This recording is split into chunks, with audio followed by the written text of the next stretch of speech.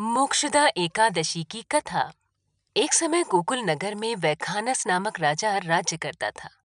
एक दिन राजा ने सपने में देखा कि उसके पिता नरक में दुख भोग रहे हैं और अपने पुत्र से उद्धार की याचना कर रहे हैं।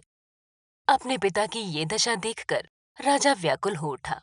अगले दिन सुबह राजा ने ब्राह्मणों को बुलाकर अपने सपने का भेद पूछा। तब ब्राह्मणों ने कहा, हे राजन, इस संबंध में पर्वत नामक मुनि के आश्रम पर जाकर अपने पिता के उद्धार का उपाय पूछो। राजा ने ऐसा ही किया।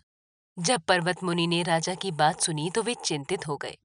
उन्होंने राजा से कहा, पूर्व जन्मों के कर्मों की वजह से तुम्हारे पिता को नरकवास प्राप्त हुआ है। अब तुम मोक्षदा एकादशी का व्रत करो और उसका फल अपने पिता को अर्पण करो, तो उनकी मुक्ति हो सकती है। राजा ने मुनि के कथनानुसार ही मोक्षदा एकादशी का व्रत किया और ब्राह्मणों को भोजन, दक्षिणा और वस्त्र आदि अर्पित कर आशीर्वाद प्राप्त किया। इसके बाद व्रत के प्रभाव से राजा के पिता को मोक्ष की प्राप्ति हुई। मोक्षदा एकादशी व्रत विधि। सर्वप्रथम प्रातः ब्रह्म मुहूर्त में उठें। स्नान आदि से निवृत्त होकर घर के मंदिर की सफाई करें।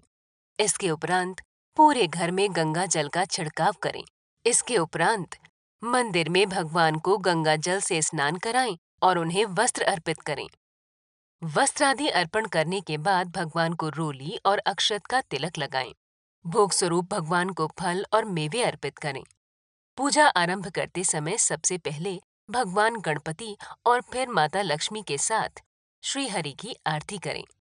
भगवान विष्णु को तुलसी के पत्ते अवश्य अर्पित करें।